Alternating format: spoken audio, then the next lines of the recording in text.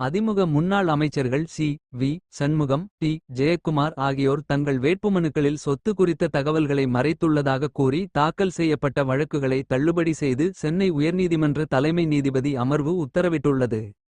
விழுப்புரம் மாவட்டம் மயிலம் தொகுதி அதிமுக வேட்பாளராக போட்டியிட்டுள்ள முன்னாள் அமைச்சர் சி. வி.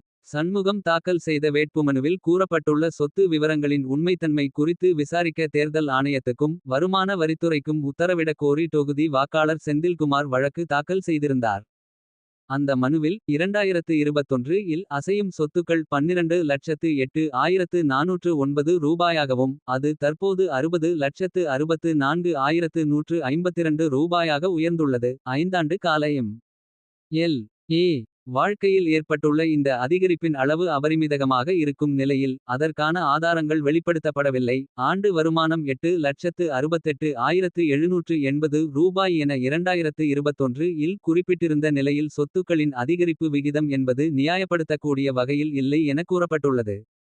இதேபோல சென்னை ராயபுரம் தொகுதியில் அதிமுக வேட்பாளராக போட்டியிட்டுள்ள முன்னாள் அமைச்சர் டி. ஜெயக்குமார் தாக்கல் செய்த வேட்புமனுவில் சொத்து விவரங்கள் மறைக்கப்பட்டுள்ளதாகவும் பல்வேறு குறைபாடுகள் உள்ளதாகவும் கூறி இது சம்பந்தமாக விசாரணை நடத்த தேர்தல் ஆணையத்துக்கும் வருமான வரித்துறைக்கும் உத்தரவிட வேண்டும் என ராயபுரத்தைச் சேர்ந்த பிரவீன்குமார் என்பவர் வழக்கு தாக்கல் செய்திருந்தார்.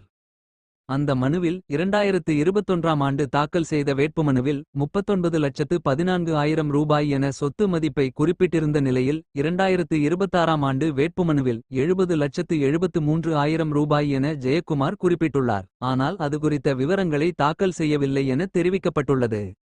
இந்த இரு வழக்குகளையும் விசாரித்த தலைமை நீதிபதி எஸ். ஏ. தர்மாதிகாரி மற்றும் நீதிபதி ஜி. அருள்முருகன் ஆகியோர் ஏற்கனவே இதே கோரிக்கையுடன் தாக்கல் செய்யப்பட்ட வழக்குகள் தள்ளுபடி செய்யப்பட்டதை குறிப்பிட்டு முன்னாள் அமைச்சர்கள் C. V. Shanmugam D. Jayakumar ஆகியோருக்கு எதிரான வழக்குகளை தள்ளுபடி செய்து உத்தரவிட்டனர்.